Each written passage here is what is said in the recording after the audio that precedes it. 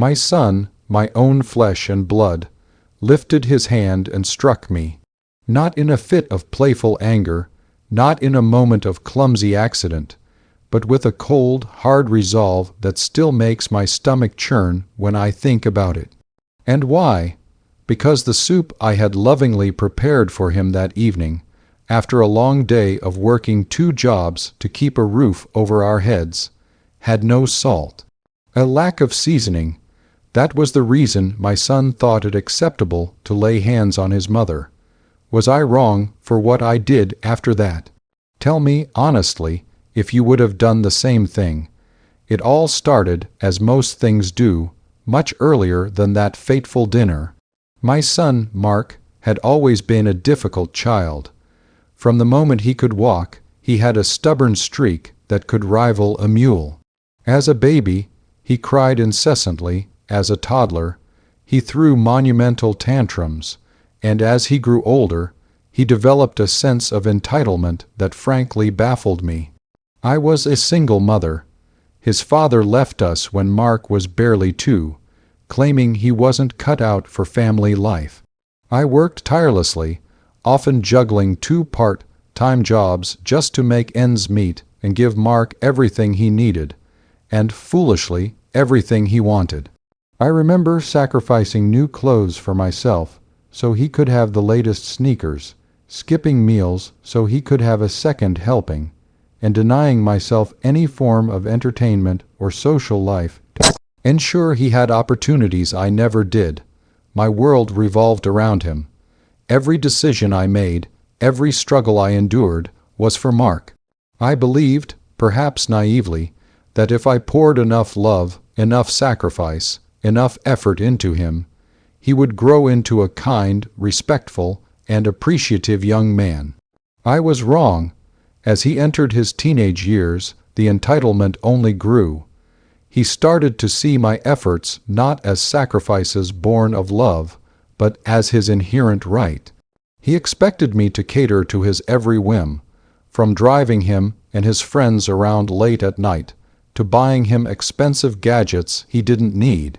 If I ever said no, even gently, the anger would flare. He'd sulk, slam doors, and sometimes even shout, accusing me of being unfair, of not understanding him, of ruining his life. I always tried to reason with him, to explain the financial strain, the exhaustion, the simple need for respect, but it was like talking to a brick wall.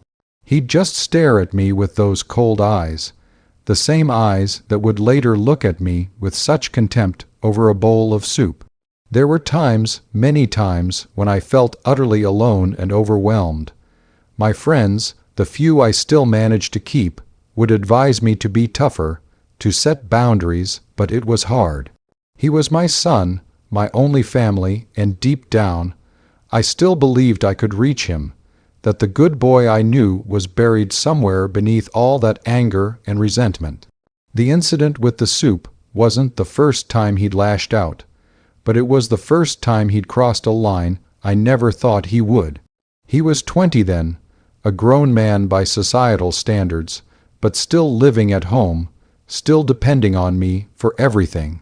He wasn't working, claiming he couldn't find a job that met his standards, which usually meant something that required minimal effort for maximum pay. I was still working 2 jobs, coming home late, exhausted, and still having to cook and clean. That particular day, I had an especially long shift. My feet ached, my head throbbed, and all I wanted was to sit down for a few minutes.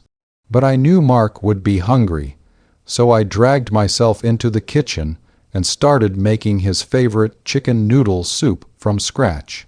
I was so tired that I must have forgotten to add salt, a simple, honest mistake. When I placed the bowl in front of him, he took a spoonful, tasted it, and his face contorted into a sneer. "What is this slop?" he demanded, pushing the bowl away with such force that some of the soup splashed over the edge. "It's tasteless. Did you even try? Or are you just trying to poison me?" I felt a surge of indignation, but I tried to keep my voice calm. "Mark, I'm sorry. I must have forgotten the salt. I've been working all day, I'm exhausted. Just add some from the shaker. I pointed to the salt shaker on the table. He didn't even glance at it. Instead, he stood up, his chair scraping loudly against the floor, and loomed over me. You think that's an excuse? You think I care how tired you are? My food should be perfect. This is your job, isn't it? To take care of me? His voice was rising, and I could feel the familiar knot of fear and frustration tightening in my chest. I tried to stand my ground. Mark, that's enough. I've done my best. There's no need to raise your voice.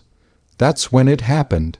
His hand, quick as a flash, came across my face. A sharp, stinging pain, and then the ringing in my ears. I stumbled back, more in shock than anything else, my hand flying to my cheek. He had hit me. My son had hit me. The world seemed to tilt on its axis. All the years of sacrifice, of love, of hoping he would change, shattered in that one brutal moment. The silence in the kitchen was deafening, broken only by my ragged breath. He stood there, looking down at me, not with remorse, but with a strange, defiant glint in his eyes, as if challenging me to react. So that's the situation I was in, and I had to make a choice that would define not just my future, but his as well. Before I tell you what happened next, I want you to pause and comment below what you would have done in my shoes. Would you have forgiven him? Would you have tried to talk to him, to understand his anger? Or would you have drawn a line, once and for all? I stood there, my cheek throbbing, tears welling in my eyes, but not from pain, from a profound, gut-wrenching realization that the boy I had raised, the son I had loved unconditionally, was gone, replaced by a stranger who saw me as nothing more than a servant, a punching bag. In that moment, something inside me snapped. The decades of subservience, of putting his needs before my own, of excusing his behavior, evaporated. A cold, clear resolve settled over me. Get out, I said, my voice barely a whisper, but laced with an authority I hadn't known I possessed. He scoffed, a sneer twisting his lips. What did you say? Get out. This is my home. No, I said, louder this time, my voice gaining strength. This is my home, and you, Mark, are no longer welcome in it. Get your things and leave, now. He stared at me, dumbfounded, clearly not expecting this reaction.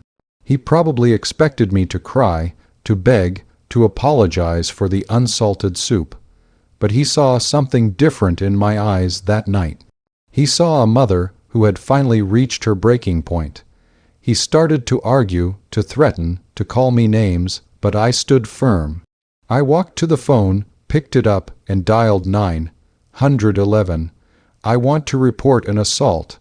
I said into the receiver, my eyes never leaving his. My son just hit me, and I want him out of my house. Mark's eyes widened in disbelief, then quickly turned to panic. He started pleading, promising he wouldn't do it again, swearing it was a mistake. But it was too late. The words were out, the line had been crossed, and there was no going back. The police arrived within minutes. It was humiliating, having them in my home, explaining to strangers what my own son had done. But the shame was fleeting, overshadowed by a fierce sense of self-preservation. I showed them the red mark on my cheek, and told them everything, every instance of his disrespect, his entitlement, his anger.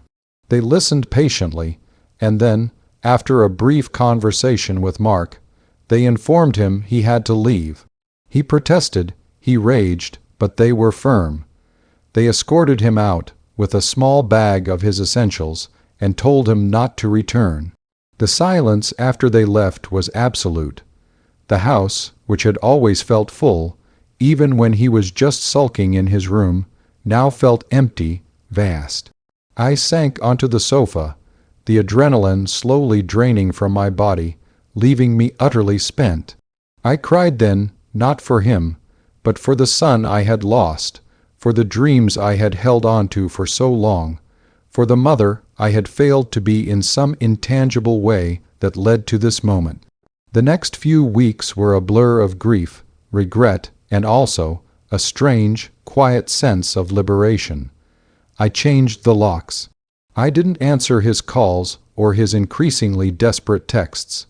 He even showed up at my work once, trying to beg his way back in, but I stood my ground, my colleagues shielding me. It was hard, unimaginably hard, to sever ties with my only child, but I knew, deep down, that I had to. For my own sanity, for my own safety, I started therapy, something I had put off for years, always prioritizing Mark's needs over my own. It helped me process the trauma, the guilt, the anger, and most importantly, it helped me understand that I was not responsible for his choices. I had given him everything I could, and his actions were his own. I started focusing on myself for the first time in decades. I picked up hobbies I had abandoned, reconnected with old friends, and even started saving money for myself. The house felt peaceful, calm. The constant tension, the walking on eggshells, was gone. It's been 2 years since that night. I haven't heard from Mark, not directly. I heard through a distant relative that he's been struggling, moving from couch to couch, unable to hold down a job. Part of me, a small, stubborn part, still aches for him, still wishes things could have been different. But the larger part, the stronger part, knows I made the right choice. I protected myself. I finally drew a line. And while it was the most painful thing I have ever done, it was also the most necessary. My story might not have the dramatic courtroom showdowns or the epic revenge plots you often hear about, but it's my truth. It's the story of a mother who finally realized that sometimes the greatest act of love is also the greatest act of self-preservation. So, if you were on my side, please like this video, subscribe for more stories like this, and share your final thoughts on this whole mess in the comments section. Did I do the right thing?